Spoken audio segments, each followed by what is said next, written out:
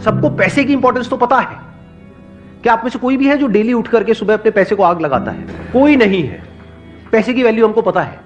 100 रुपए बचाने के लिए पता नहीं कितने धक्के खाते हैं, अपना कितना टाइम खराब कर देते हैं। पैसे की वैल्यू हम सबको पता है, वो किसी को भी सिखाने की जरूरत नहीं है। टाइम की वैल्यू हमको पता ही नहीं है। क्यों नहीं पता है? क्योंकि हमारी विजन बहुत ही शॉर्ट टर्म है।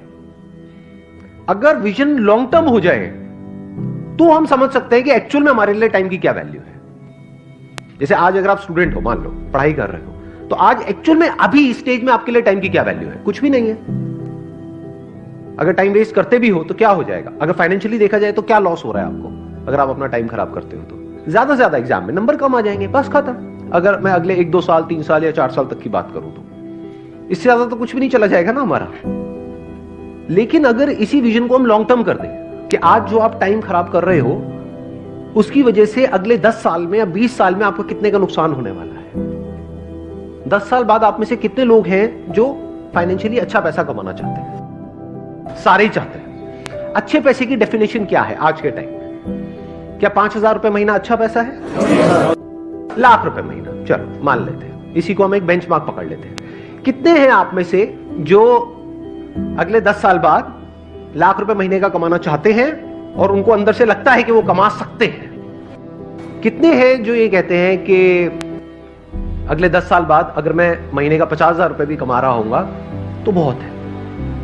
कितने ऐसे हैं जो कहते हैं कि अगले 10 साल बाद अगर मेरे को 20,000 रुपए महीने का भी आ जाए? 10 साल बाद की बात हो रही है, तब तक इन्फ्लेशन भी बढ़ चुकी होगी, महंगाई बढ़ चुकी होगी, हर चीज महंगी हो चुकी होगी।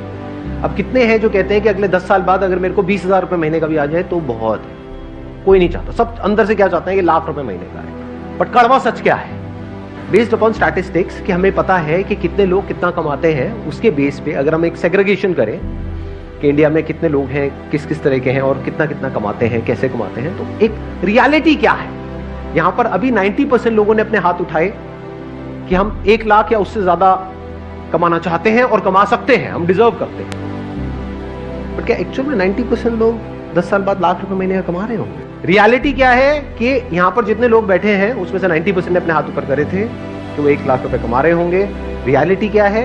10 से 20% ऐसे लोग होंगे जिनका ड्रीम अचीव होगा, ड्रीम पूरा होगा, बाकियों का ये सपना ही रह जाएगा। जो डिजर्व करेगा वो आएगा। अब डिजर्विंग कैसे बनते हो आप? क्या एकदम से बन जाते हो, ओवरनाइट बन जाते हो कि रात को सोए और सुबह उठे एकदम से डिजर्विंग हो गए? ऐसा होता है? कैसे बनते हैं डिजर्विंग? कि अगले 10 साल में जो आप करने वाले हो वो डिसाइड करेगा कि आप डिजर्विंग हो या नहीं हो। क्या करने वाले हो मतलब अपने टाइम को कैसे यूज करने वाले हो। कि अगले 10 साल में आप अपना जो टाइम है, जो लिमिटेड है आपके पास में, जो 10 साल है, ये एक तरीके से क्या हुआ, जैसे बिजनेस करते हैं तो एक अमाउंट होती है, एक कैपिटल होता है जिससे हम बिजनेस को शुरू करते हैं, तो एक कैपिटल हो गया। इसको कैसे इन्वेस्ट करते हो, कहां इन्वेस्ट करते हो? स्मार्टली करते हो, वाइजली करते हो, या बेवकूफों की तरह करते हो, या इसको वेस्ट करते हो? समझना ध्यान से, ऐसे बिजनेस में नहीं होता कि जो कैपिटल है उसको अगर ढंग से समझदारी से इन्वेस्ट किया जाए, प्रॉपर ब्रेकडाउन करके कि इतना पैसा इसमें लगाना है, इतना प्रोडक्ट में लगाना है, इतना मार्केटिंग में लगाना है, इतना डिस्ट्रीब्यूशन में लगाना है। अगर वो बंदा ढंग से प्लानिंग के साथ प्रॉपरली इन्वेस्ट करे, स्मार्टली इन्वेस्ट करे, तो चांसेस है कि जो उसकी कैपिटल है वो 10 गुना भी हो सकती है, 100 गुना भी हो सकती है, 1000 गुना भी हो सकती है। और अगर वो बेवकूफों की तरह इन्वेस्ट करे या उसको वेस्ट कर दे, पता लगा बिजनेस की कैपिटल उसने अलग करी थी और उससे अपनी अय्याशी कर रहा है, तो क्या होगा? 0। ऐसे ही टाइम के साथ कि जो 10 साल है ये आपकी कैपिटल हो गई एक तरीके से। इसको आप कैसे इन्वेस्ट करने वाले हो, इसको आप कैसे यूज करने वाले हो, ये डिसाइड करेगा कि आप उस 20% में आओगे या नहीं आओगे। जिसने भी लाइफ में कुछ भी ढंग का किया है उसको ये कैलकुलेशन समझ आती है। वो क्या है? उसके लिए टाइम की वैल्यू पैसे की वैल्यू से बहुत ज्यादा है। क्योंकि अगर पैसा चला भी जाता है तो टाइम से आप वापस से पैसे को अर्न कर सकते हो, लेकिन अगर टाइम चला गया तो कितना भी पैसा खर्च कर लो, जो टाइम गया सो गया, वो वापस नहीं आने वाला।